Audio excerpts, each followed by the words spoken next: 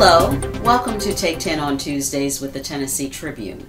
I'm Sandra Long-Weaver, and today our guest is Tracy Rode, who is President and CEO of the Mid-South chapter of the Foundation for Lupus, and I probably still said it a little wrong, but no worries. But it's the Lupus Foundation of America. Exactly. And it's the Mid-South chapter. Yes. Thank you, Sandra, for having me. Oh, definitely.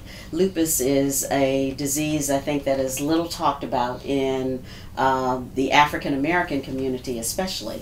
And I have known several women who have been impacted, who unfortunately passed away because of the disease, including a sister-in-law about 20 years ago.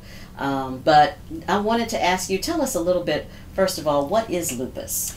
Lupus is an autoimmune disorder. So basically, most people know that your immune system is what fights germs. Okay. So if you are exposed to a virus or the flu, your immune system takes over and starts trying to kill off that foreign invader. In lupus, your body gets its signals mixed up, and it recognizes normal, healthy organs as those foreign invaders. Oh, wow. So it's typical for someone to experience kidney issues because their body is actually attacking their kidneys and trying to kill them. And that's one of the most serious forms of lupus, and actually a type that African American women are more likely to be diagnosed with, lupus nephritis. It can affect the skin, the heart, really any bodily organ.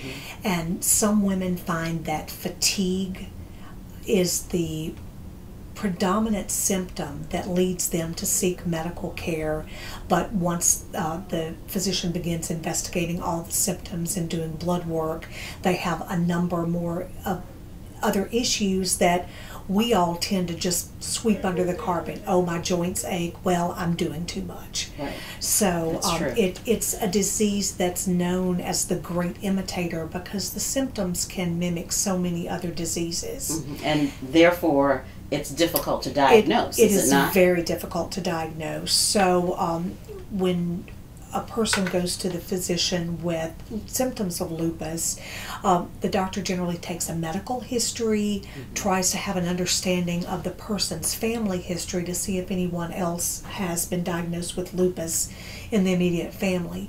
And then there are some blood tests that can be done, but they don't give a definitive answer whether or not the person has lupus. They just provide the doctor more information on which to base what is actually a pretty subjective diagnosis. So it's really easy to compare the experience of the lupus patient and the experience of the cancer patient, because generally you have a biopsy as a cancer patient that tells you definitively you do have cancer or you don't have cancer. Right. You have stage 3 cancer or it's stage 1 or stage 0. And with lupus, not only do you not have that amount of information at the initial diagnosis, but it can change. Someone whose symptoms are very mild at the beginning may have an episode of lupus, which those are known as flares. They may have a flare of lupus that's just devastating to their body and keeps them from being able to work or even causes them to lose their life. And how long does a flare last? It varies from person to person. And when does lupus generally surface? How old is a woman? And I'm saying woman, but does it also impact men? It does also impact men. Children as young as 10 or 11 are affected by lupus. Is that right? So most people do not die from lupus. You may have impacts from the organ damage that will cause you to have a shorter life, but most people who don't have significant organ involvement live for a very long time with the disease, and it's a very frustrating disease because, again, it's unpredictable. Right. So it's difficult to manage. It is difficult to manage, and because it's not understood, you often don't have a community of supporters rally around you every time you feel poorly, you don't have folks rushing in to bring casseroles. It's a lonely disease in a lot of ways, and a lot of people find it to be very isolating. I didn't realize that.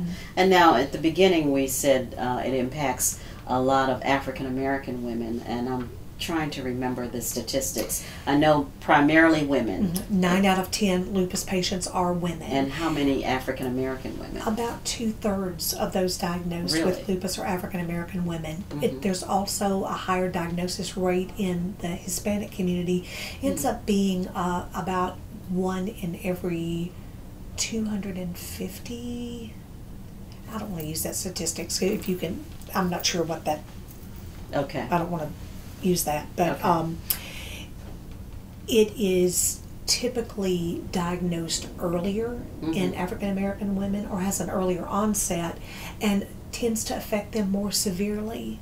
And physicians have absolutely no idea why. Wow.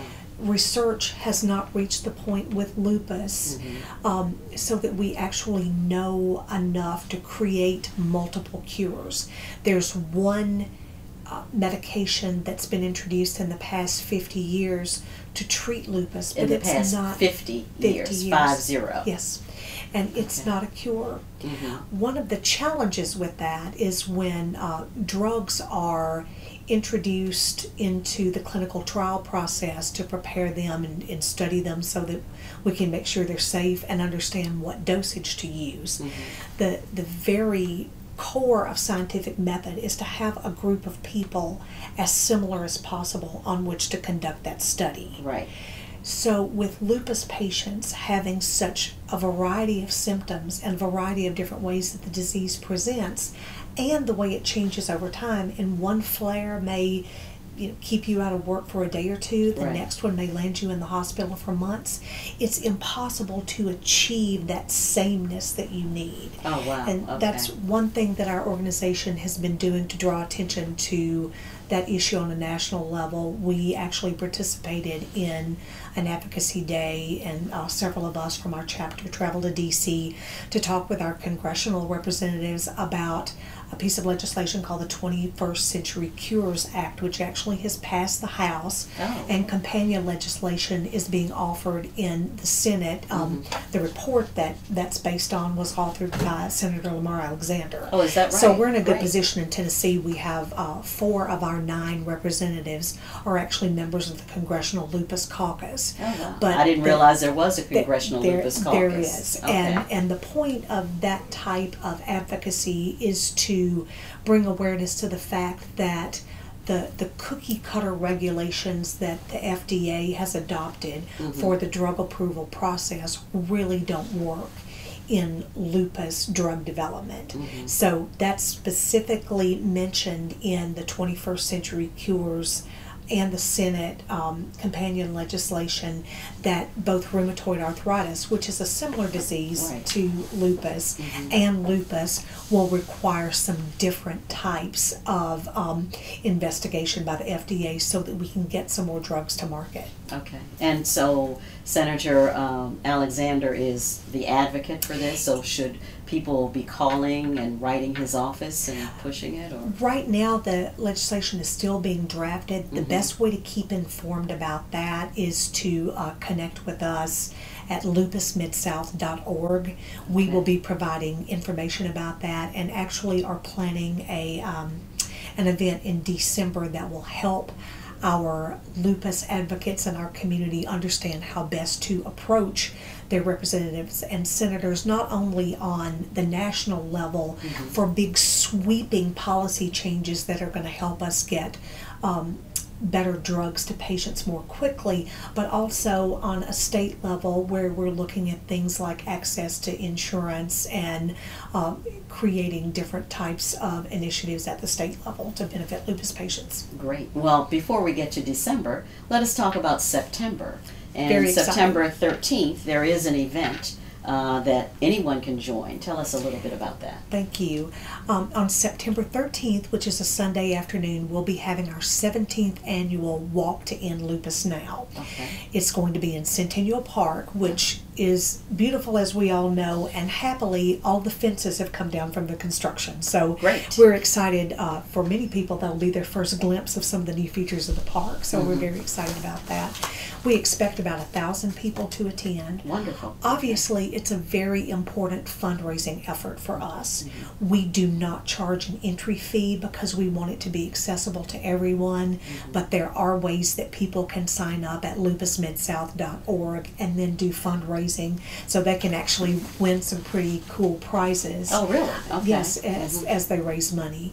But the most important part of September 13th is creating that sense of community. As we talked about before, lupus is an isolating disease, and very often people are diagnosed and they don't know anyone else who has lupus, or so they think. So they can connect through your chapter and meet someone else and talk about what's going on with them. And, absolutely. I know, as a cancer survivor myself, one of the key moments in your process of being diagnosed and getting treatment is meeting someone who's had a similar experience and seeing, okay, if she went through this and made it out the other side, I can do this too. And we really want to provide those connections for lupus patients, not only on September 13th, but to let that be a gateway to a strong continual relationship with us, where we can help them connect with peers with lupus, with professionals who can help them understand fitness, wellness, nutrition, psychosocial effects of lupus, and all the different components of handling a serious and chronic disease that your medical doctor may not have the time or the personnel to be focused on. All right. Well, thank you very much, Tracy. I appreciate you being here with us. And if you could, one more time, tell us how we may get in touch with your organization online, or if there's a phone number. Okay, great. Thank you. Our phone number in the Nashville area is 615-298-2273. We do cover Tennessee, Alabama, and Kentucky, so if you've got friends or relatives in other states, we'd love to hear from them. Our Facebook page is Lupus Mid-South, and we also have a very active Twitter account at Lupus Mid-South. So we would love to connect with everyone and not only have your energy and presence on the 13th, but your advice, your opinions, and your support all year long. Great. And forgot to mention, what time does the race begin on Sunday? And you can just show up and register? Yes, absolutely. We're going to start registration at 3 and expect the actual walk start to happen about 5. It's a 1-mile walk. A lot of people don't even do the walk. They just come and enjoy all the fun. We're going to have food and food trucks and opportunities to learn about different things and activities for kids, snow cone machine, bouncy house. So it's really going to be a fun family event, so that people can celebrate just still being here through another year of lupus. Wonderful. All right. Thank you again. Thank you, Sandra. Our guest today on Take 10 has been Tracy Rode, who's the president and CEO of the Mid-South chapter for the Foundation for Lupus of America. Thank you.